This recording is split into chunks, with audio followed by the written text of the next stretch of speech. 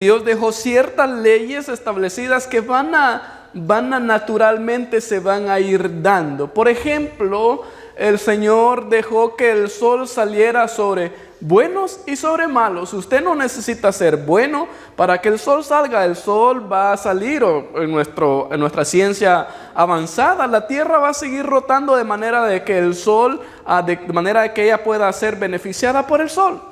Otra bendición también que recibe el ser humano por ser creación hecha por Dios, y Dios tiene cuidado de su creación, es la lluvia. Dios dejó una ley para que el agua se evapore, ya sea en un río, un lago, en un mar.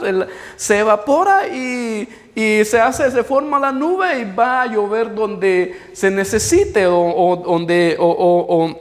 y de esa manera se riega la tierra. Entonces hay otras leyes también, como la siembra y la cosecha. Usted siembra y naturalmente la tierra le va a dar el producto que usted sembró. Entonces esas leyes, usted no tiene que ser bueno, usted no tiene que ser malo, usted simplemente va a salir.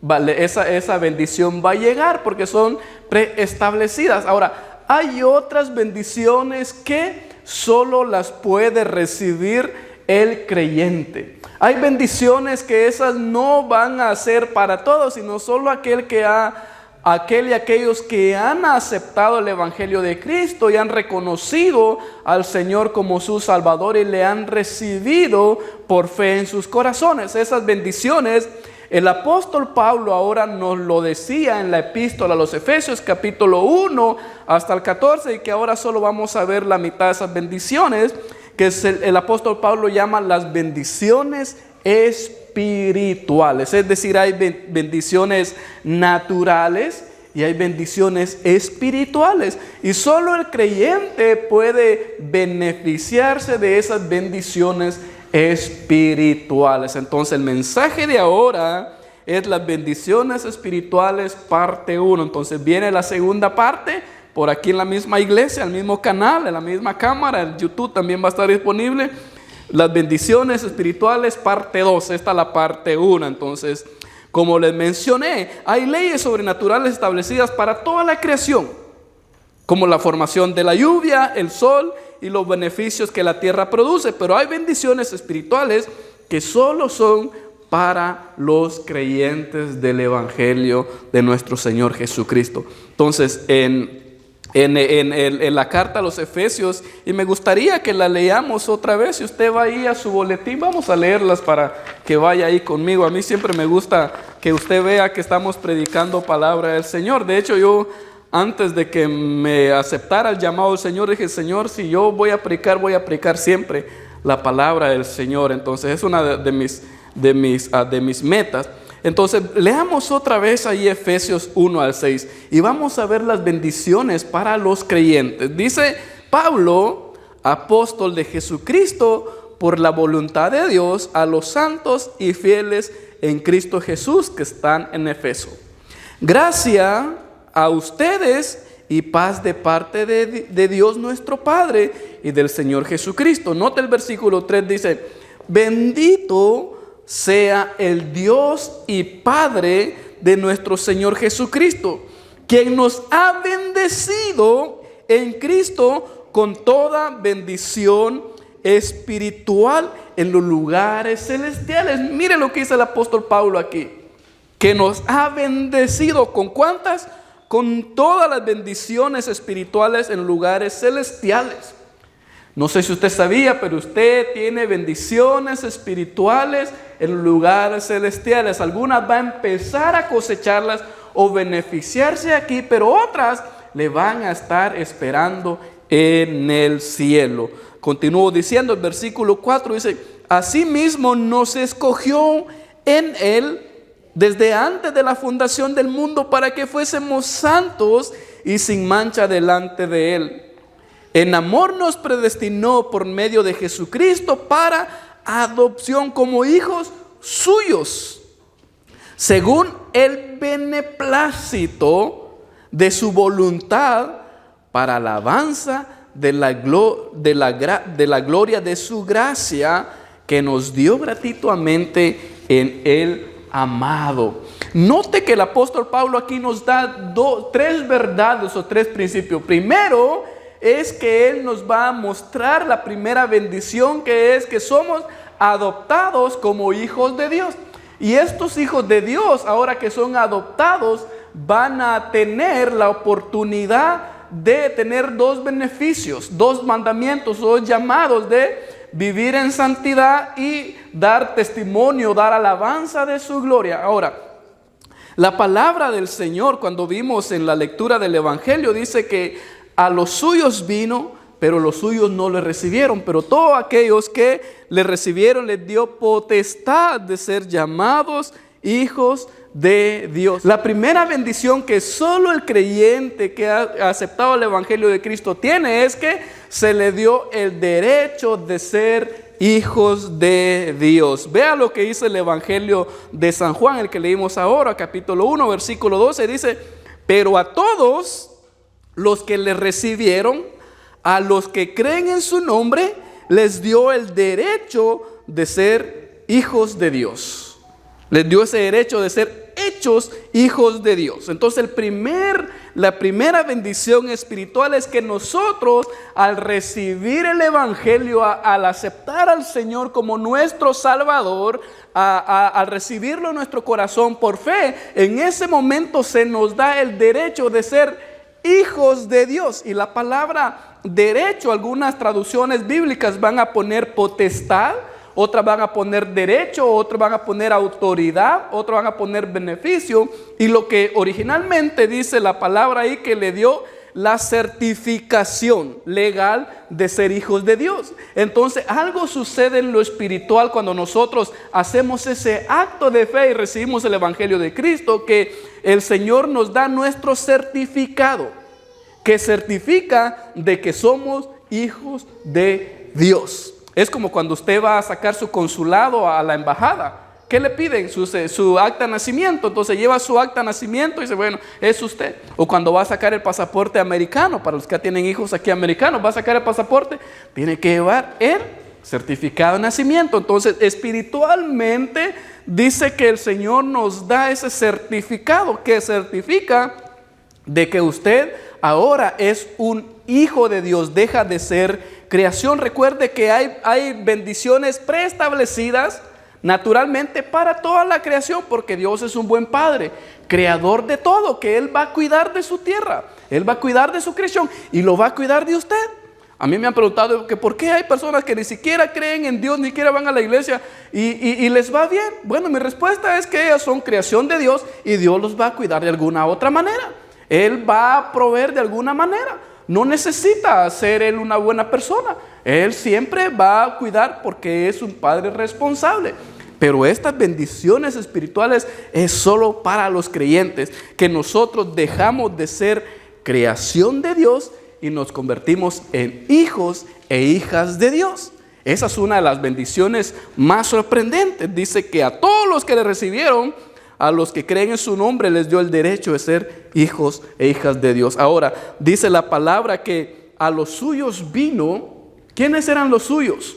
Los judíos, el pueblo de Israel. Dice que Cristo, déjenme decirle que Dios no envió a Cristo para nosotros. Cristo fue enviado para el pueblo judío. Si Dios hubiera querido mandar a Cristo para redimirnos a nosotros primero, lo hubiera mandado con mis antepasados, y todos los tatás, hasta que llegue mi abuelo, había mandado a los mayas.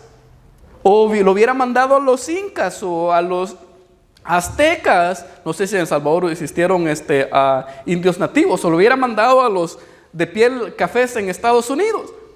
Pero Dios dice que lo envió a su pueblo, que eran los judíos. Entonces dice que Cristo es enviado a los judíos, pero los judíos le rechazaron. Dice que a los suyos vino, pero los suyos no le recibieron. Por ende, a los que le recibieron, a los que creen en su nombre, les da ahora el derecho de ser llamados hijos de Dios. Cristo no venía para nosotros, pero gracias al rechazo del pueblo judío, ahora Dios dijo, ahora ellos van a ser. Y nosotros pasamos a ser hijos de Dios. ¿Cómo lo somos? Somos hijos adoptados o adoptivos hijos de Dios. Nosotros no podemos ser hijos legítimos nacidos de linaje, de sangre. ¿Por qué? Porque no éramos ese linaje, pero nosotros nos convertimos en hijos adoptados, hijos de Dios. Ahora, dice la escritura ahí en Efesios 1:5, dice, en amor, habiéndonos predestinado para ser adoptados hijos suyos por medio de Jesucristo, según el puro afecto de su voluntad. Ahora nosotros, el pueblo judío, son sus hijos, por sangre, por linaje. Nosotros somos hijos por adopción. Ahora, si Cristo no vino a nosotros, vino a los judíos, entonces nosotros la única manera de ser adoptados. Ahora, nosotros no entendemos mucho el contexto de adopción, pero cuando usted va a adoptar a alguien, primero usted tiene que calificar. Y no todos califican para poder adoptar a una persona o a un niño. ¿Por qué? Porque primero tiene que ver que no es un padre o una mamá golpeadora o abusador y que el niño no va a correr peligro. Segundo, que tenga un buen estatus, que tenga su trabajo, que esté estable, que tenga su casita, que esté bien para poder adoptar a un niño. Entonces, primero, el primer filtro es que la persona quien va a adoptar esté en buenas condiciones para adoptar. En nuestros casos, hermanos, Dios está lo suficientemente capacitado para poder adoptarnos. Entonces ahí todos vamos ok.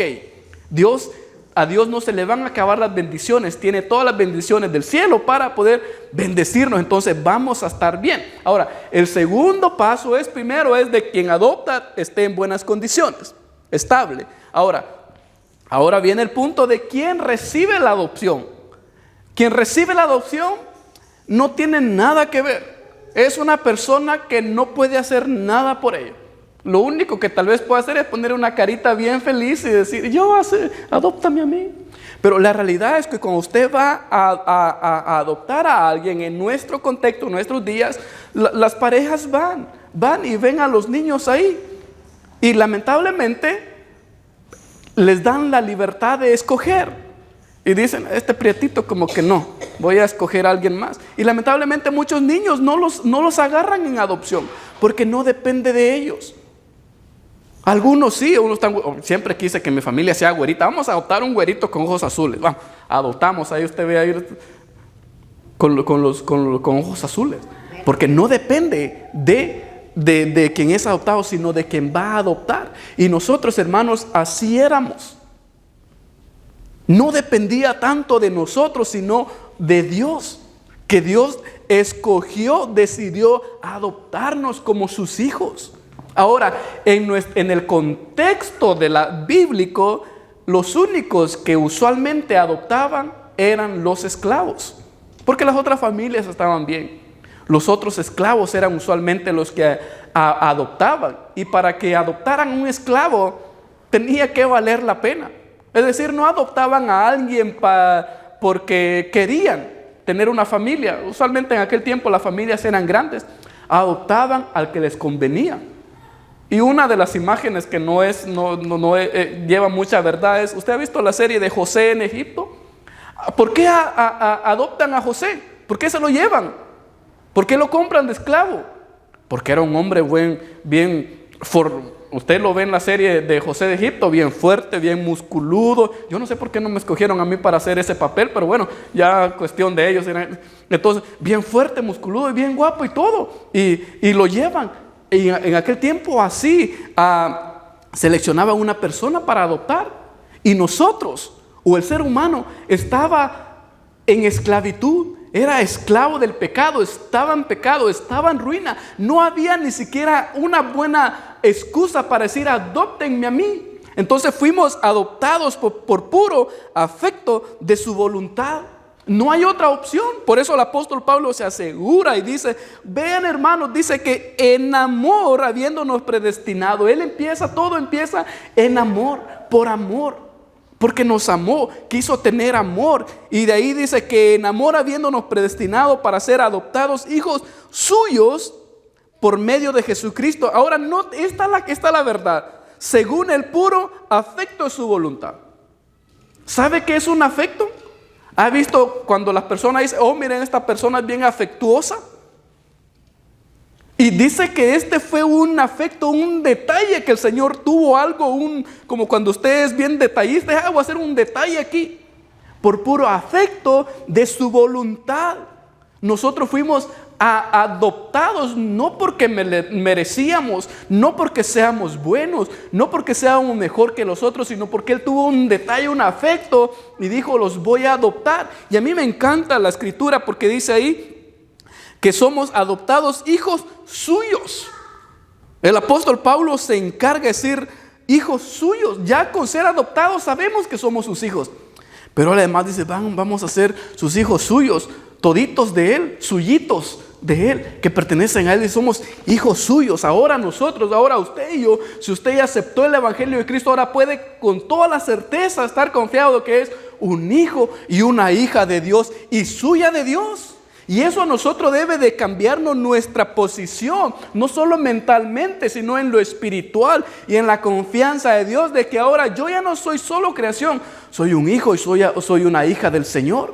Usted es una hija del Señor, somos hijos de Dios y tenemos que creerlo porque esas palabras del Señor dice que nos ha adoptado para ser hijos suyos. A mí me encanta la palabra suyo porque es una asignación de la Escritura. En la gramática español que le da que de pertenece, son hijos suyos, son de Él, son propiedad de Él, le pertenecen a Él y así nosotros somos hijos suyos de Dios, somos de Él, somos para Él y somos de Él. Por eso el apóstol Pablo dice que somos de Dios y por ende ni la muerte, ni lo alto, ni lo bajo, ni lo ancho, ni nada nos podrá separar del amor del Señor en Cristo Jesús. Porque somos de Él. Alguien hubiera dicho amén, gloria al Señor aquí.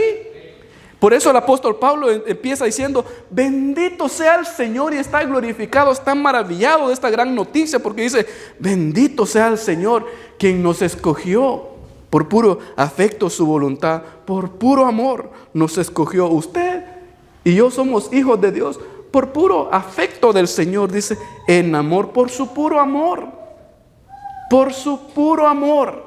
No hay nada más. Ahora, nosotros que ya somos hijos por derecho, hijos adoptados del Señor, ahora el apóstol Pablo nos dice que tenemos dos cosas por hacer.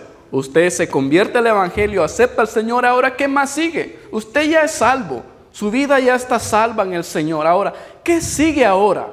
El apóstol Pablo nos muestra dos verdades.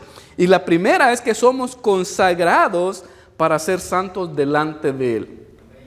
Ahora que yo ya sé que soy un hijo y una hija del Señor, ¿qué sigue? Ahora yo soy consagrado, ese acto de fe en el Señor me consagra. Del apóstol Pablo que dice, me escoge o soy apartado para ser santo delante del Señor. La palabra santo es consagrarse, apartarse, dedicarse. Eso es lo que quiere decir la palabra santo. Y vea lo que dice Efesios 1:4, dice, según nos escogió en Él antes de la fundación del mundo, para que fuésemos santos y sin mancha delante de Dios. Fuimos escogidos para ser santos.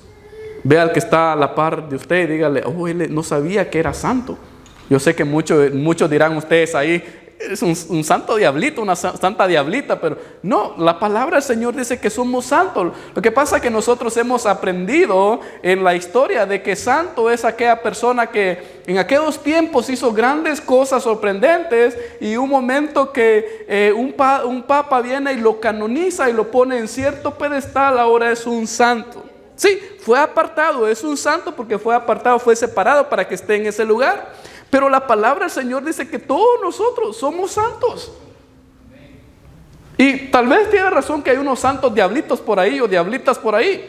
Pero la Escritura nos dice que somos santos, somos consagrados, somos dedicados, somos apartados para ser santos. Y según nos escogió en Él antes de la fundación del mundo para que fuésemos santos y sin mancha. Ahora, el primer obstáculo que tenemos ahí es de que Cristo borró nuestras manchas del pecado. Ahora usted podría decir, no, pero es que yo soy pecador, me siento algo pecadorcito, pecadorcita. Bueno, la palabra del Señor nos dice que somos santos porque Cristo borra la mancha del pecado. Dice que somos santos y sin mancha Entonces vamos a eliminar la primera mancha y la encontramos en Apocalipsis 1:5, que dice: al que nos amó y nos lavó de nuestros pecados con su sangre. Note por qué nosotros ya somos santos de a de veras, o somos santos caminando, porque Cristo ya nos lavó, su sangre nos lavó. Ya no hay mancha que pueda ensuciarnos. Ya no hay mancha que pueda afectarnos delante del Señor, porque ahora en Cristo, nuestra fe en Cristo y por su sangre derramada en la cruz, esa sangre derramada vino y nos dio una limpia. Usted ya no necesita ir a Catemaco o a ir con los curanderos o algo. Cristo ya le limpió.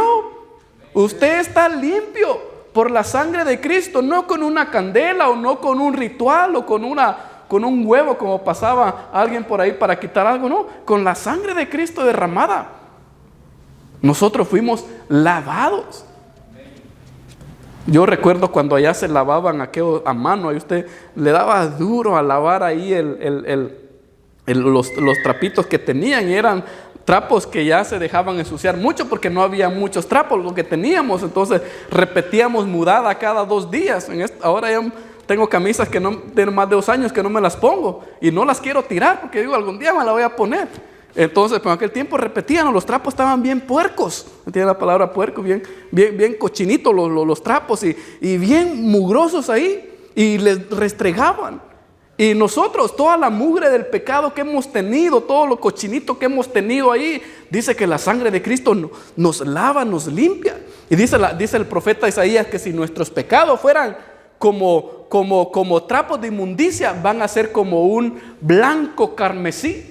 Si nuestros pecados fueran como trapos de inmundicia, yo cuando imagino trapos de inmundicia, me imagino los trapos los mecánicos, todos ensuciados y bien llenos de grasa. Si nuestros pecados fueran aún así, dice que van a ser blancos como la nieve cuando la sangre de Cristo nos limpie. Ahora la buena noticia es que nosotros somos ya lavados gracias al Señor que nos ha limpiado. Nuestros pecados son borrados. Entonces ahora somos llamados, ahora que estamos limpiecitos, no debe de haber nada en nuestra conciencia cuando a usted venga y el diablo le acuse. No quiero que piensen los hermanos aquí, me está acusando, no.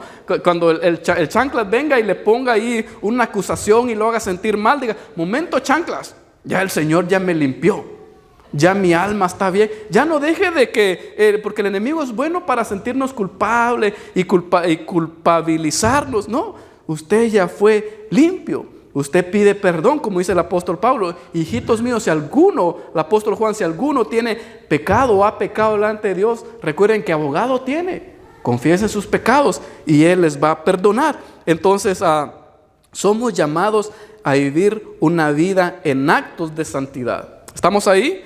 Somos llamados a vivir una vida en actos de santidad. ¿A qué nos referimos con actos de santidad? A lo que dice el apóstol Pedro en su carta, en su primera epístola. Pedro 1 va a decir, 1:15 y 16 va a decir: antes bien, así como aquel que los ha llamado es santo, también sean santos ustedes en todo aspecto de su manera de vivir, porque escrito está: sean santos porque yo soy santo. Dice el apóstol Pedro: sean santos en toda la manera de vivir. Y yo quiero que se quiten esa imagen que nosotros tenemos de santo es alguien por allá. No, el apóstol Pedro, San Pedro el apóstol, está diciendo: ustedes son santos y pueden ser santos, y sean santos en toda su manera de vivir. Por eso debemos de hacer actos de santidad que reflejen santidad. Usted puede ser santo en todas las maneras de vivir. ¿Cómo podemos ser santos en nuestra manera de vivir? Cuando usted es honesta, cuando usted es honesto, usted está haciendo un acto de santidad. Cuando usted deja de mentir o deja de hacer esto, hacer trampitas por ahí, usted está haciendo actos de santidad. Cuando usted ya se le quita lo peleonero, lo tramposita por ahí, usted está haciendo actos de santidad. Son actos de santidad. Y el apóstol Pedro nos llama a vivir y a hacer actos de santidad. Ahora, ¿por qué nosotros debemos de hacer actos de santidad? Porque dice que aquel que nos llamó es santo, nosotros debemos de ser santos. Ahora, nuestra comparación o nuestro llamado es que delante de Dios debemos de ser santos, no por quedar bien con el que está aquí, sino por quedar bien con Dios. Él me llama a mí ser santo. Ni siquiera el pastor, los hermanos de la iglesia. Dios es el que nos hace el llamado a vivir en santidad. Juan Wesley, uno de los fundadores de la Iglesia Metodista Unida, decía: nosotros podemos alcanzar la santidad social en dos formas: buscando la justicia y buscando el amor.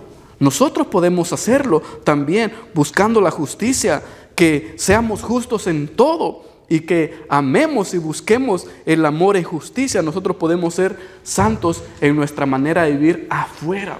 Podemos ser santos también alabando al Señor, glorificando al Señor. Hay muchas maneras, pero el apóstol Pedro nos llama a vivir una vida en actos de santidad. Mi consejo práctico en esto es: vea que todo lo que hace sea un acto que lleve santidad.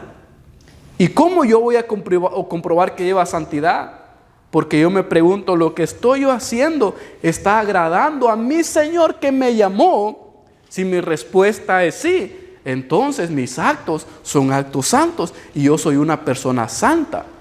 Como dice la Escritura, seamos santos porque Él es santo. Ahora, la medida de santidad, hermanos, es Dios. Dios es la medida de santidad, por eso no debemos de andarnos comparando con los demás. ¿Por qué? Porque mucha gente se compara. Mucha gente anda comparando a aquel con el otro allá. Le digo, a mí no me comparen con nadie. Yo voy en mi camino de santidad por allá avanzando. Ustedes van en su camino de santidad por ahí mejorando. Y espero que mejoren cada día y vayan siendo santos cada vez. Pero nuestra medida es Dios, no el otro hermano. Si el otro hermano creció espiritualmente, gloria a Dios. Si el otro todavía va creciendo, gloria a Dios también. Pero la medida de santidad es Dios. Sean santos, porque yo, quien los llamé, dice, soy santo. Entonces, somos llamados a vivir en actos de santidad. Por último, el apóstol Juan nos enseña y dice que somos dedicados para proclamar alabanzas. Ya somos adoptados, somos hijos de Dios. Ahora usted es una hija y una hija de Dios que sigue, llamados a vivir en santidad. Número 2, somos dedicados para proclamar alabanzas al Señor. Además de vivir una vida santa en la sociedad y en la comunidad cristiana, ahora también somos llamados o dedicados para proclamar alabanzas a Dios. Vea lo que dice el versículo 6. Dice, para alabanza de la gloria de su gracia, con la cual nos hizo aceptos en el amado. A mí me encanta la frase que dice, para alabanza de la gloria de su gracia. En otras palabras, es que nosotros debemos dar alabanzas a esa gracia maravillosa. Nuestro deber ahora como creyentes es dar alabanzas, dar gloria, proclamar esa gracia. Note que dice la Escritura ahí que dice, para alabanza de la gloria. ¿De cuál gloria? De esa gracia. En Cristo nosotros recibimos gracia sobre gracia. La salvación no era para nosotros. El ser hijos no era para nosotros, pero por gracia sobre gracia. Y a mí me gustaría que usted lo pudiera leer en su casa por lo menos, pero dice que en Cristo, dice el Evangelio, ahí vaya ahí conmigo, porque está bien poderoso esto que dice ahí, dice, porque de su plenitud todos recibimos y gracia sobre gracia. Note que en Cristo nosotros recibimos gracia sobre gracia. La ley fue dada por medio de Moisés, pero la gracia y la verdad nos han llegado por medio de Jesucristo.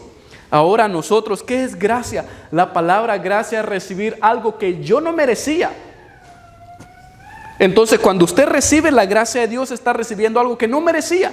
Ahora dice la Escritura, el Evangelio, que usted recibió gracia sobre gracia, es decir, que usted no lo merecía, pero sin embargo le dieron. Ahora, gracia sobre gracia ya le dieron, ya confórmese con eso, pero dice Cristo, no, en Él reciben otra vuelta, gracia sobre esa gracia, recibe esa gracia.